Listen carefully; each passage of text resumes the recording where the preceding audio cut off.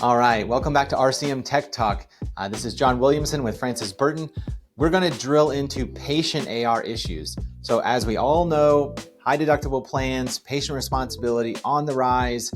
There's financing options. There's all kinds of stuff going on in patient AR. But at the end of the day, a lot of folks are still sending letters, sometimes to the wrong address, trying to force people to pay by check when people don't even have checkbooks anymore. There's a lot of folks doing old-fashioned things here that can be improved and sometimes even avoided. So we've talked in historical areas here about, getting money up front at the front desk based on patient estimation. That's great. You're still going to have patient AR more often than not. How do you attack that? Francis, I know you've got deep experience in patient AR. Why is this so important right now?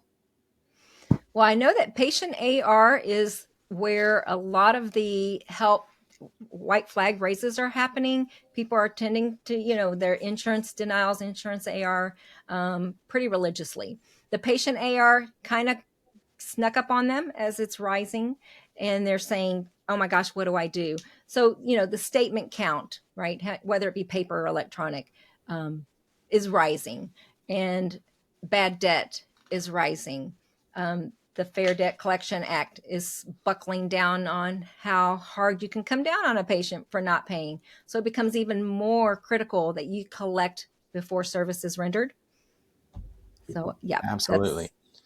Well, so there's some reports you can run to walk into these conversations more intelligently. So aging volume by patient and service type. So, we're going to start the aging volume at the time of balance transfer. If balance transfer isn't happening in a timely fashion, that's sort of a separate topic, but that's where your aging starts here.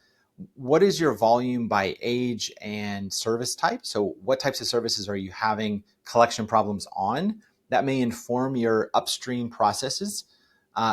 Monthly statement cycles and count. How often are you sending? How frequently? In what format? Is it electronic? Can it be text message? How much more modern can we get? Those are things you're probably thinking if you're looking at digital transformation. You're going to want to know what you're doing today and what are the challenges of that and how often are you doing it? How effective is it? And then bad debt write-off and recovery volume. So if you are writing things off to bad debt, when is that happening and why? And what's the volume of that? So do we have a problem here or not?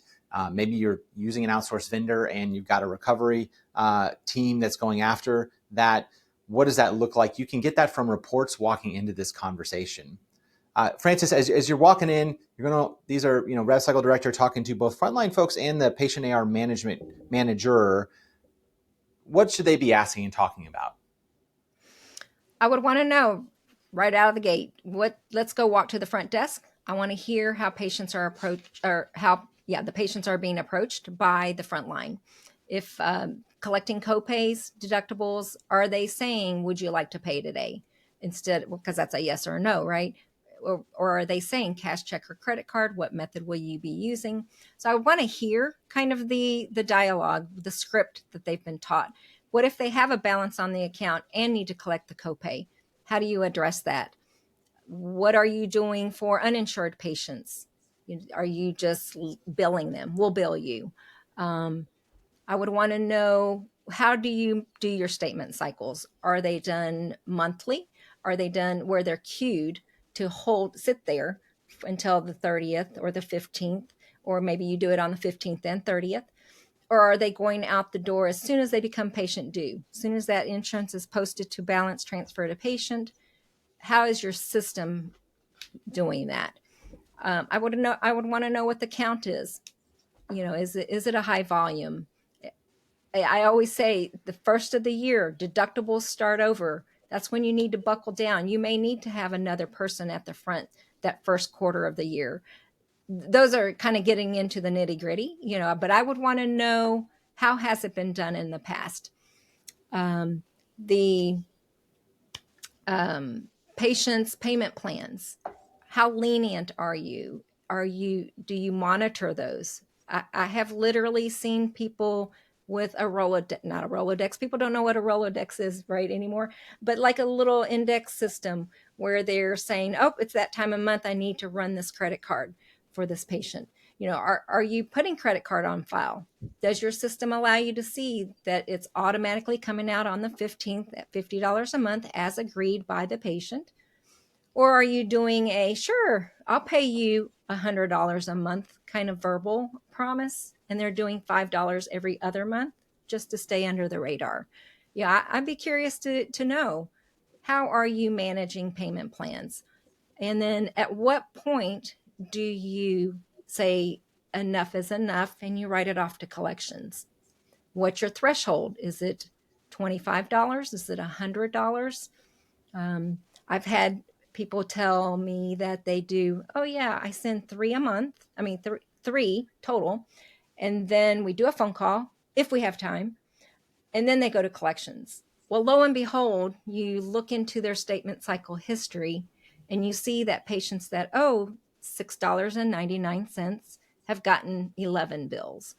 So it's also about what they think is happening versus what's really happening, because statement cycles are so automated.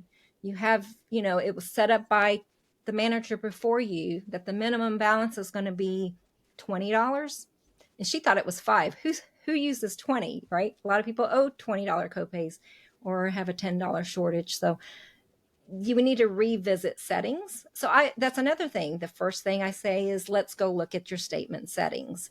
And they're pretty amazed at times as to what that minimum balance is, what the frequency is. And I have seen where you can include every encounter. So it could still be sitting in the insurance pending and people are getting bills. It's like, oh my gosh, I had no idea, right? I hear that a lot. I had no idea. So you want to really see what's been in place. Don't take for granted that you're walking into what you would have done. So you want to look at that. And the other last piece is the call center, where the calls are coming in. We talked about calls going out for insurance AR. The calls coming in, well, listen, are they saying, I don't owe this bill, I gave them my insurance card at the front desk? I've heard that a lot. It's like, well, what's happening to that information? I have seen where the insurance is updated, but nobody was notified. There's not a queue system in their internal task messages that say, oh, we've had 10 insurance updates based on the insurance cards that came in after the fact. So there's communication. You want to know, how are things being conveyed from one department to another? Those are a lot of the things you'll uncover when you start asking questions. Absolutely. Really good things to drill in on there. The patient AR processes are probably the most antiquated in the whole flow because they've been sort of on autopilot ever since they sort of automated the mailing of statements. So folks don't think about it, and it wasn't as important in the past as it is now. So certainly something we can help folks drill into and understand where the sort of usually low-hanging fruit opportunities are. Yeah. And John, I'd like to add to that, if it's preventable, or, if it's I'm going to use vasectomy here. If it's a vasectomy procedure and that for anthem policy, if you run a report and see that anthem every single time for this procedure by CPT, you don't have to know what it is. By CPT, frequency is that patient is getting a bill for $312.88. Well, by all means, collect that $312.88 at the time of scheduling the vasectomy. Are those things in place? Are you doing that? But a lot of times I think it comes down to nobody has time to run the reports to get down to that level of, oh, wow, this is, a piece that we can knock out from our patient AR side. Nobody really, if they could, out of the EHR, that's one thing. Do they have time? That's another thing. To even know to do it is also a third thing, right? Good points.